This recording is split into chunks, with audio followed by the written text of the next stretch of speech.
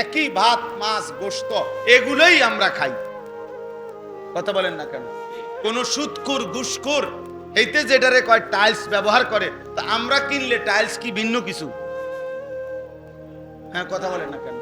কোন বাটপার সিটার ওই গরুর গোশত কিনলে যেটারে কয় গরুর গোশত, কোন নামাজি ইমানদার গোশত কিনলে কি আরেকটারে কয় গরুর গোশত? তো তুই আলাদা কি বুক করলি? আলাদা খিতা বুক করলা? বাটপার হারামখোর কি বুক করলা? কি আলাদা বুক করলা তুমি? একেবারেই ধোকা, মানে বোকামি করলো। আরে ওরা মনে করছে ওরা বহুত কিছু করছে, কিচ্ছু করছেন না। আপনি যেটি করছেন এটি ইমানদারও করছে। আপনার যা আছে তা ইমানদারেরও কি। অতএব আল্লাহ বলেন মুনাফিক মূলত নিজেকে ধোকা দিচ্ছে, বুঝতেছে না। আল্লাহকে ধোকা দেয় নাই, আল্লাহকে ধোকা দেয়। ইমানদারকে ধোকা দিতে পারে না। অনেক ছেলে পেলে দেখবেন এক ওয়াক্ত নামাজ পড়ে না, বাবা মা সবাইকে ফাঁকি দেয়। মানে কেউ যেন হয়তো মনে করে আমার আব্বাও বোঝে না, আমার মাও বোঝে না, গ্রামের মুরব্বী কেউ বোঝে না, হুজুররা আমি সব বুঝি, কারণ আমি মোবাইল টিপতে জানি, নারী দেখি, ছবি দেখি, উলঙ্গ নাচ দেখি, পাশের রুমে সারা রাত নর্তকীর ছবি দেখি, আমার আব্বাও টের পায় না, মাও টের পায় না।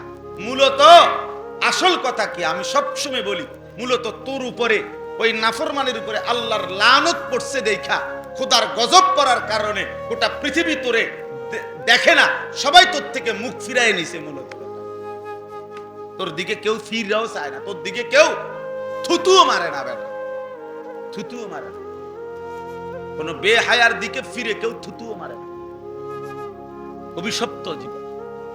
ফি কুলুবিহিম মারাদুন, আল্লাহ তাআলা বলেন মুনাফিকের কলিজার মধ্যে কুফরির রোগ, গুনাহের রোগ আছে। ফাজাদাহুমুল্লাহু মারাদা, আমি আল্লাহর সাথে সে লুকোচুরি করার কারণে আমি আল্লাহ তার সেই রোগ আরো বাড়িয়ে দিলাম। যা ঠিক আছে, ঠিক আছে, সেজদা দিবি না তবুও বলো মুসলমান, হালাল হারাম মেনস মানো না তবুও বলো মুসলমান, ঠিক আছে যা, এই বাটফারি করতেই থাক। ভাতে তো তোর দরকার, তো নে ভাত খা। টাকাই তো দরকার তোর, তো খা, টাকাই নে, যা তোর টাকা দিলাম। তো দুনিয়ায় দরকার, বেডির নাচ গান হারাম না জায়েজ, তো ঠিক আছে যা, এগুলোর উপরেই তোকে ছেড়ে দিলাম, ছেড়ে দিলাম। ওয়ালাহুম আযাবুন আলীমুম বিমা কানু ইয়াকদিবুন, আল্লাহ বলে তবে শোনো, এই মিথ্যা আচরণের কারণে আখিরাতে তোমাদের প্রত্যেক নাফরমানের জন্য অপেক্ষা করছে অত্যন্ত ভয়ানক জাহান্নামের আযাব। অপেক্ষা করো, আমি দেখাবো। আপাতত ভাত খাও, পিডা হইব পরে, আর ভাত খেয়ে এলাও, ঘুমাও। এখন দুনিয়া ভোগ করো, তবে আমি কবরে এনে আমি বুঝায় দেব আমি আল্লাহ কি জিনিস। কাল্লা সাউফা তাআলাম। এজন্য বাপ আজকে এতটুকুই কথা, মেহেরবানি করে নিজেকে সুন্দর করেন, নিজেকে সুন্দর করেন। বয়স্কদেরকে বলি লুকোচুরি করবেন না, আমারে বুঝ দিয়েন না। হুজুর কিতা করতাম কন তো বালার লাগে, বুঝি তো আমরা লাগেই তো কন। হ্যাঁ কথাটি তো সুন্দরে কইছেন, মানলে তো ভালোই আসছিল, পারি তো না, এই সমস্ত ফাঁকনা কথা, এসব মস্কারি কথা আমারে বলিয়েন। আমারে কীর্তেন কন, আমি আপনার হিসাব নেব। কথা বলেন না কেন? হাসরের ময়দানে আমি নি বিচার করুন, তো আমারে কোন কীর্তেন? আপনি আল্লাহর সামনে এগুলো বলিয়া পারবেন নি, এটা বলেন। আল্লাহকে বুঝাই দিতে পারবেন তো এগুলো? কথা বলেন না কেন? তো ওইটা না বলবেন, আল্লাহর সামনে কিভাবে বলবেন, আখিরাতে কিভাবে জবাব দিবেন সেটা বলেন। এই মিথ্যা, এই চুরি, এই সুদ, এই ঘুষ, এই ওজনে কম দেওয়া, এই হারাম রোজগার, এই নাচ গান, নারী ছবি, জিনা ব্যভিচার, মদ জুয়া, আমাদের ছেলেদের এই অসভ্যতা, আখিরাতে কি বলবা সেটা বলো। আল্লাহর সামনে কি বলবা? আল্লাহর সামনে কি বলবা? ওয়ালিমান খাফা মাকামা রাব্বিহি জান্নাতান। আল্লাহ বলেন আমি আল্লাহর সামনে দাঁড়ায়া কিভাবে উত্তর দিবে, প্রশ্নের জবাব দিবে, এই ভয় করে যে গুনাহ ছেড়ে দেয়, আমি আল্লাহ ওয়াদা দিলাম তারে আমি 2টা জান্নাত দেব। ওয়া আম্মা মান খাফা মাকামা রাব্বিহি ওয়া নাহান নাফসা আনিল হাওয়া ফা ইন্নাল জান্নাতা হিয়াল মাওয়া। আল্লাহ বলেন, আমার সামনে দাঁড়ানোকে যে ভয় করে আর গুনাহ ছেড়ে দেয়, আমি আল্লাহ ওয়াদা দিলাম জান্নাতই একমাত্র তার ঠিকানা। আল্লাহ আমাকে বুঝার তৌফিক দান করেন, আমাদের প্রত্যেককে বুঝার তৌফিক দান করেন, ঈমান আমলের জিন্দেগি দান করেন, আখিরাতের ফিকির দান করেন। সর্বশেষ একটা কথা হলো, আপনারা অনেকে হয়তো শুনেছেন, আবার অনেকে হয়তো শুনেন নাই।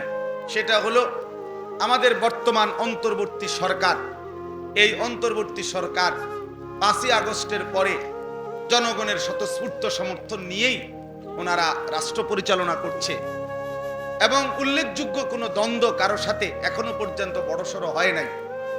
কিন্তু এই অন্তর্বর্তী সরকার বাংলাদেশের বিভিন্ন সেক্টরকে সংস্কার করার জন্য 11টা সংস্কার কমিশন করছে।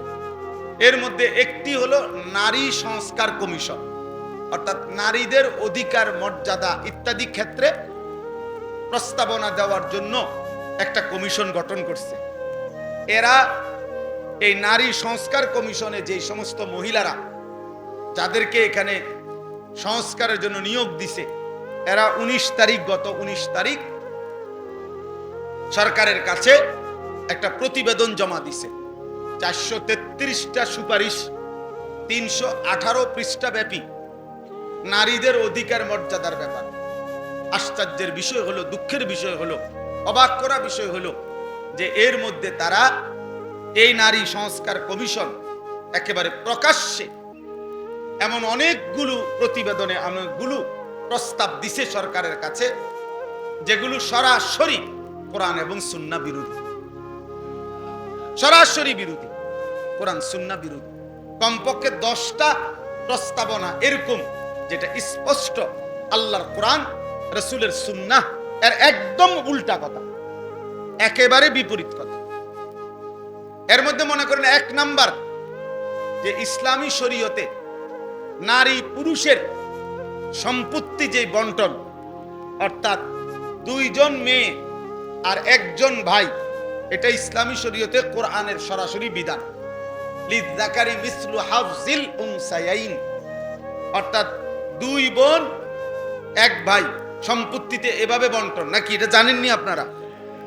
এইটার অসংখ্য হিকমত, কারণ কোরআন সুন্নাহর মধ্যে আছে। কেন আল্লাহ তাআলা এইভাবে সিস্টেমটা করেছেন? কিন্তু এই মুরতাদরা, এই সংস্কার কমিশনের যেই সদস্য, এরা সরাসরি এটা প্রস্তাব দিছে যে এইটা সম্পূর্ণভাবে বৈষম্য, এইটা সংস্কার করা, নারীর বৈষম্য দূর করার জন্য অবশ্যই জরুরি। মানে কোরআনুল কারীমের এই বিধানকে বাদ দিয়ে নতুন করে কি করতে হবে? সংস্কার করতে হবে। আশ্চর্য বিষয়, অবাক করা বিষয়, অবাক করা বিষয়। ছেলে মেয়ে ধর্মীয় বন্ধনে বিবাহ ছাড়াও যে কোনো রকমে যদি কোনো ছেলে মেয়ে একত্রে থাকতে চায়, তাদেরকে রাষ্ট্র সমাজ কোনোভাবে বাধাগ্রস্ত করতে পারবে না।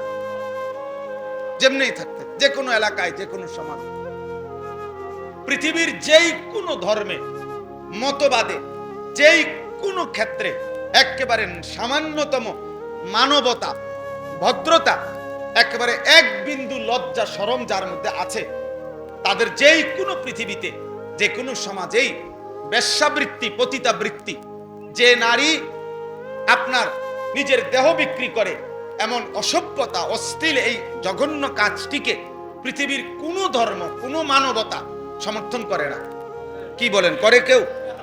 মুসলমান না শুধু, যে কেউ পৃথিবীতে একেবারে যেই ছেলেটা নষ্ট, চরিত্রহীন, আপনি তারও যদি জিজ্ঞাসা করেন যে বাবা তুই বল, তুই এটা চাও কিনা যে সমাজের নারী পতিতাবৃত্তি করুক, বেশ্যাবৃত্তি করুক, এটা সে বলবে না, আমি এটা চাই না। সামান্য যদি বিবেক থাকে। অথচ এই মুরতাদ, এই নাস্তিক, এই বেঈমান কমিশনের সদস্যরা সরাসরি সরকারের কাছে এটা প্রস্তাবনার মধ্যে লিখছে যে দেশের যারা যৌন কর্মী, এই বেশ্যা যারা পতিতা, এদেরকে রাষ্ট্রীয়ভাবে শ্রমিক হিসাবে স্বীকৃতি দিতে হবে। এরা শ্রমিক, এরা ওয়ার্কার।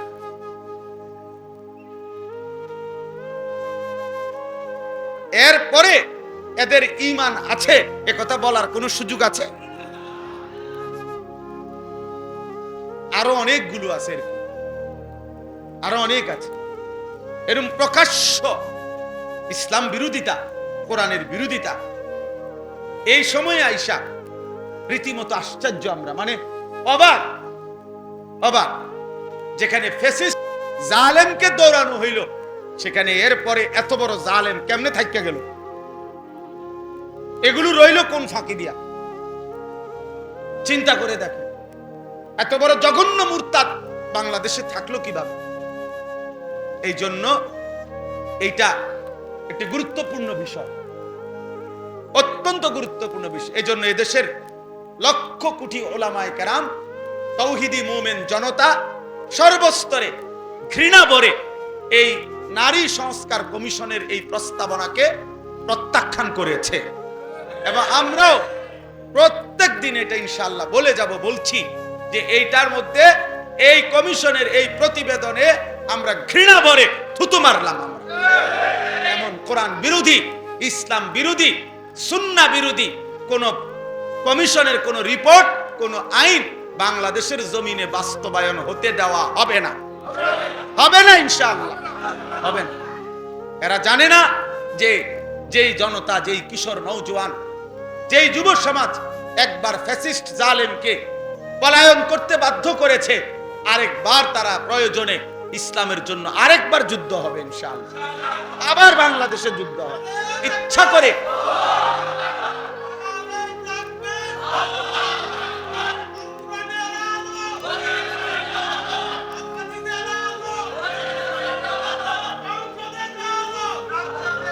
এজন্য আপনাদের কাছে অনুরোধ, আপনারা এটা মনে রাখবেন, আগামী 3 তারিখ, আগামী শনিবার আমাদের বাংলাদেশে, আপনারা সবাই জানেন, বাংলাদেশে অন্যায়ের বিরুদ্ধে, বাতিলের বিরুদ্ধে, যেই কোনো আল্লাহদ্রোহী দুশ্মনের বিরুদ্ধে, কোরআন সুন্নাহর বিরোধী কোনো আইন, নবী রাসূলের কোনো অপমানের ক্ষেত্রে সবার আগে যারা প্রতিবাদ করে তার নাম হলো হেফাজতে ইসলাম বাংলাদেশ।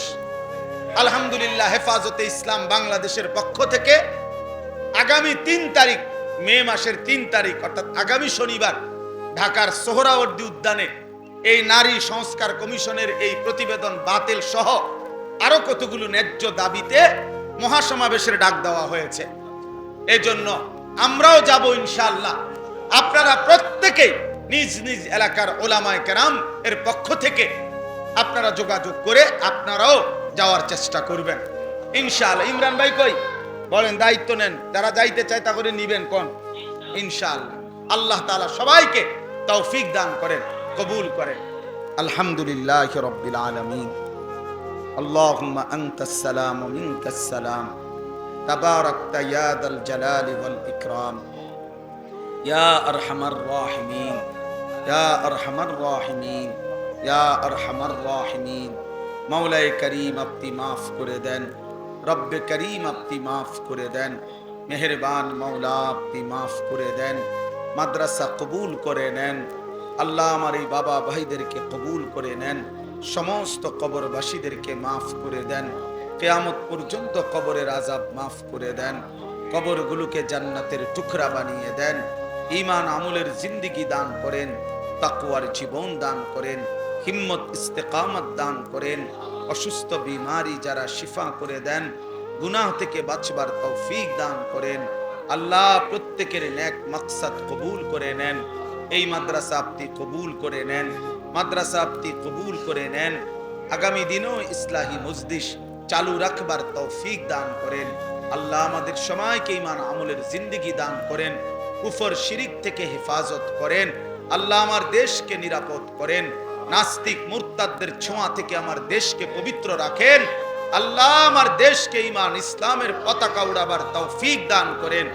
গাজা ফিলিস্তিনের মুসলিম মুসলমানকে বিজয় দান করেন। ইসরায়েলের ইহুদি বেঈমানদেরকে আপনি ধ্বংস করে দেন। রব্বির হামহুমা কামা রব্বায়ানি সগীরা। সুবহানা রাব্বিকা রব্বিল ইজ্জাতি আম্মা ইয়াসিফুন ওয়া সালামুন আলাল মুরসালিন ওয়ালহামদুলিল্লাহি রাব্বিল